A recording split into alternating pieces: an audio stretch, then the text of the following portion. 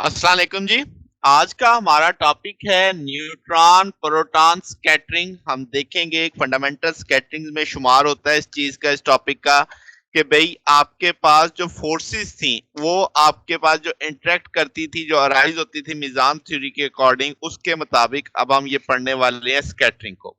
तो जनाब अब इसमें बुनियादी हमारा जो टॉप होगा यानी टास्क, वो हमने क्रॉस सेक्शन निकालना है कि भाई आपके पास ये जो स्कैटरिंग होगी इसके लिए क्रॉस सेक्शन की वैल्यू क्या होगी। तो आप ये समझो कि स्कैटरिंग, न्यूट्रॉन प्रोटॉन स्कैटरिंग को अगर हम कहीं डिफाइन करवाना पड़ जाए तो क्या होगा कि आपके पास स्कैटरिंग ऑफ न्यूट्रॉन, जो वो हिट करेंगे किसको, प्रोटॉन को, तो उसे हम न्यूट्रॉन प्रोटॉन स्कैटरिंग के तौर पे कहेंगे।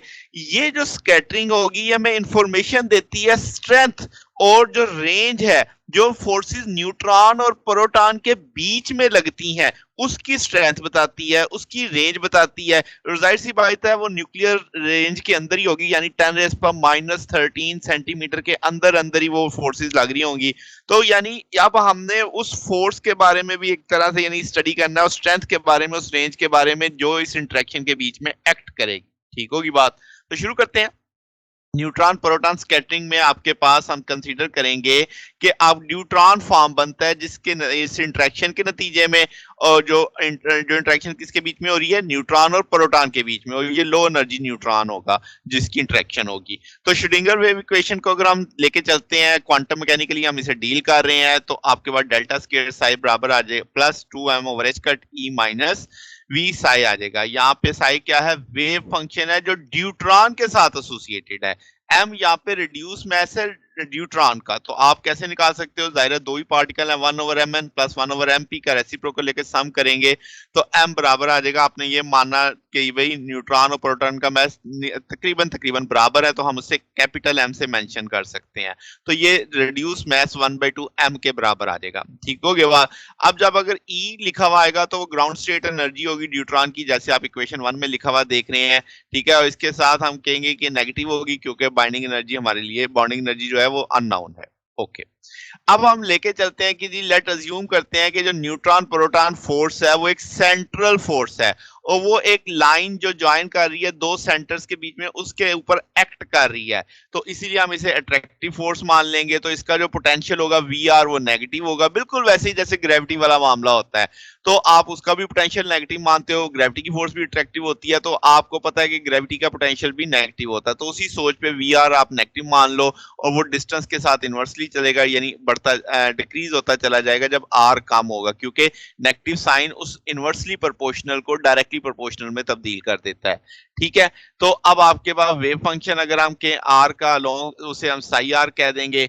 तो श्रोडिंगर वेव इक्वेशन को स्फेरिकल पोलर कोऑर्डिनेट्स के अंदर अगर हम देखते हैं तो 1/r square D over D R square D over D R 1/sin theta D over D theta आ जाएगा, sine theta D by D theta plus 1/r square sine square theta D second order differential plus 2m/h cut E minus V psi आ जाएगा। ठीक है, तो इसका जो most stable state है यानी लोएस्ट क्वांटम स्टेट होगी एंगुलर क्वांटम, जिसमें एल जीरो ले लेंगे तो आपकी स्फेरिकल सिमेट्री के तहत थीटा और फाई कोऑर्डिनेट क्या हो जाएंगे, वैनिश्ड हो जाएंगे। इसका मतलब हमारा टर्म छोटी हो जाएगी काफी।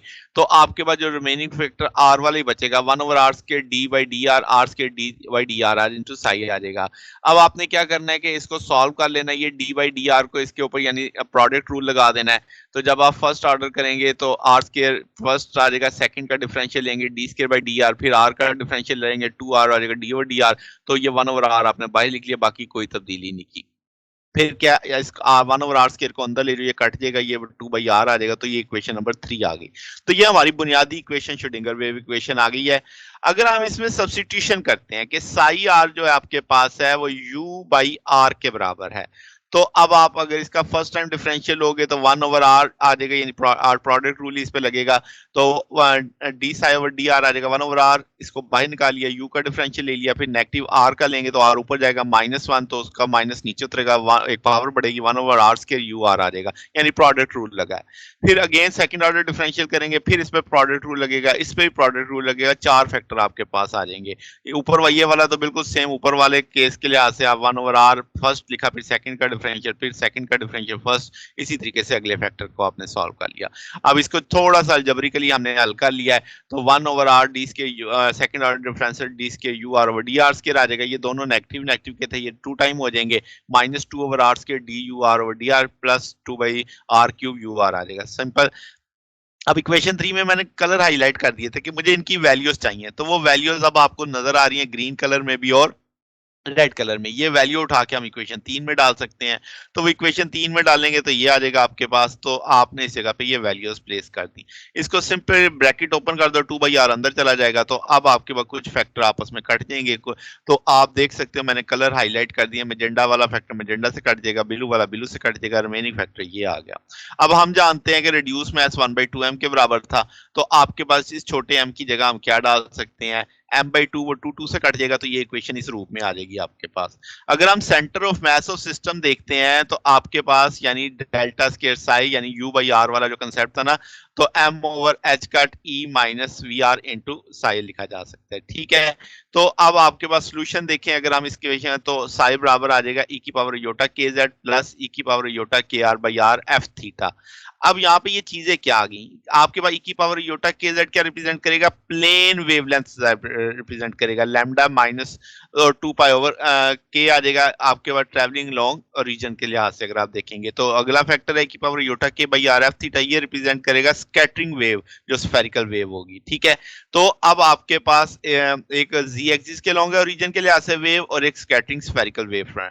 तो अब दोनों आपके नंबर ऑफ पार्टिकल अगर हम देखें जो स्कैटर्ड होंगे एंगल थीटा से पर यूनिट टाइम, तो वो आप लिखेंगे v/r square f theta whole square ds आ जाएगा, v f theta whole square dr आ जाएगा। यहां से आप चीजें सिंप्लीफाई कर सकते हैं, ds over r square dr के बराबर लिखा जा सकता है।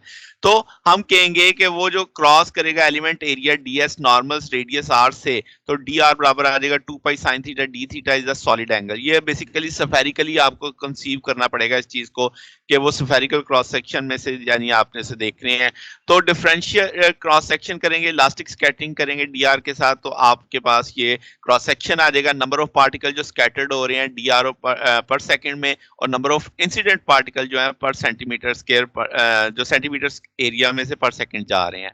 दोनों की वैल्यूज मालूम है, वो वैल्यू आपके पास यहाँ पे लगी हुई है, नीचे कट जाएगा dr से कट जाएगा, v से कट जाएगा, तो ये आपके पास स्कैटरिंग क्रॉस सेक्शन आ गया, ठीक है।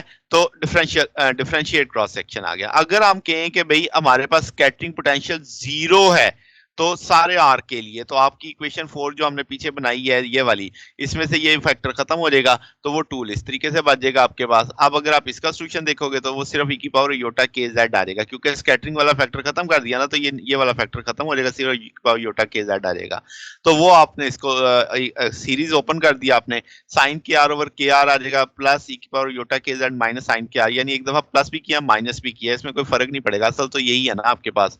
तो यहाँ से के आपने क्या कंसीडर किया, चूंकि स्कैटरिंग पोटेंशियल नेग्लेक्ट किया हुआ है, तो square root m over h cut e minus v आना था, चूंकि v आपने नेग्लेक्ट कर दिया है, आपने कहा कि है ही नहीं, तो वो आपके पास सिंपल ये इस तौर पे आ जाएगा। तो अगर हम वेव फंक्शन देखें स्कैटरिंग पोटेंशियल का, तो अब आपके पास क्या बनेगा, psi is equal to psi plus e की पावर योटा के जेड, यानी ये तो आपके उसी रूप में लिखा जा सकता है, ये साई एस आ गया ना आपके पास स्कैटरिंग के लिए। तो अब हम कहेंगे स्फेरिकली सिमेट्रिकली साई एस आ जाएगा कि आपके यू आर बाई आर, जैसे आपने वहां पे देखा पीछे स्फेरिकली में, तो यू आर सोल्यूशन है रेडियल वेव इक्वेशन का, आप इसे लिख सकते हैं U C sine k r plus delta naught. Delta naught क्या है, फेज एंगल है आपके पास, तो साई आपके पास बराबर आ जाएगा किसके, इसमें यू की वैल्यू प्लेस कर दी, फिर आपने आगे यानी दोनों वैल्यूज प्लेस कर दी आपने, प्लेन वेव भी और जो स्कैटर्ड वेव की दोनों वैल्यूज आ गई यहाँ पे। आप इसे सिंप्लीफाई वर्जन करना है, जस्ट ओपन करके लिख देना आपने इसको, तो आपके पास क्या आ जाएगा, साई बराबर आ जाएगा e की power iota k Z plus C by r, इसका आपने सीरीज लिख दी साइन की, e की power iota k r plus delta naught e की power minus iota k r plus delta divided by 2i minus 1 over k r आ जाएगा, और यहाँ पे फिर अगेन साइन की सीरीज डाल दी आपने, ठीक होगी बात। यानी ये पॉजिटिव वाली टर्म बाहर रख के इन दोनों के साथ इसकी सीरीज बना दी साइन की, और इसकी भी एक्सपोनेंशियल की टर्म में फार्मूला लिख दिया। तो अब आपके पास कॉम्प्लेक्स नंबर की वाली लैंग्वेज में, तो अब आपके पास क्या है जनाब कि ये सी बाई आर अंदर चला जाएगा, 1/k r अंदर चला जाएगा। आपने जस्ट थोड़ा सा बस क्या कहते हैं कि पॉजिटिव वाली टर्म इकट्ठी करके लिख देनी है, नेगेटिव वाली टर्म इकट्ठी करके लिख देनी है।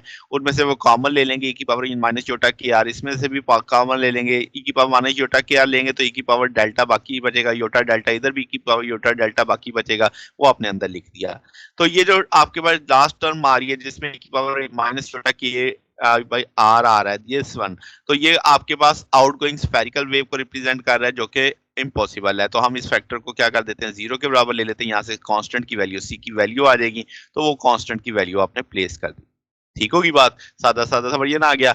अब आपने इसको ओपन करके जब सॉल्व करेंगे तो e की पावर योटा के जेड, यानी इसको आप सिंप्लीफाइड वर्जन में लिख सकते हैं प्लस e की पावर योटा के आर और e की पावर 2 अयोटा डेल्टा नॉट -1 और 2 अयोटा के आ जाएगा। ठीक हो गया। अगर आप कंपेयर करते हैं 5 और 10 को, 5 तब था जब आपने स्कैटरिंग पोटेंशियल लिया था, 10 तब था जब आपने स्कैटरिंग पोटेंशियल नहीं लिया था। तो आपके पास एफ थीटा बराबर आ जाएगा, यहाँ से आप उसकी वैल्यू जानते हैं कि ये e की power 2 iota delta naught -1 2 iota k, इसको आपने सॉल्व कर लिया है, इसको यानी स्प्लिट करके लिख लिया एक तरह से, e की पावर योटा थीटा माइनस, इसके वही चीज दोबारा बन जाएगी। अच्छा जी, तो अब आप इसे लिख सकते हैं कि e की power iota delta naught over k, और ये सारा साइन डेल्टा नॉट के बराबर लिखा जा सकता है। और आप अगर इसे थोड़ा सा मजीद सॉल्व करें तो स्केयर कर लिया दोनों साइडों का, तो आपके पास ऊपर वाले का भी स्केयर नीचे वाले का भी स्केयर से अलग कर लिया, ये सारी चीज 1 के बराबर होती है। तो ये आपका स्कैटरिंग क्रॉस सेक्शन आ जाएगा जब आपके यानी दोनों को कंपैरिजन करने से। तो ये आपका यानी वो इफेक्टिव एरिया होगा जब न्यूट्रॉन प्रोटॉन की स्कैटरिंग में एक्ट कर रहा होगा। तो ये हमारा आज का टॉपिक है। अगर आपको इसमें कोई बात पूछनी हो, डाउट हो, तो नीचे कमेंट्स में पूछ सकते हैं। वीडियो अच्छी लगी हो तो वीडियो को लाइक कीजिएगा, दोस्तों के साथ शेयर कीजिएगा, चैनल को सब्सक्राइब कर दीजिएगा। अब तक के लिए इतना ही, बाकी इंशाल्लाह फिर नेक्स्ट देखेंगे। ओके, अल्लाह हाफिज।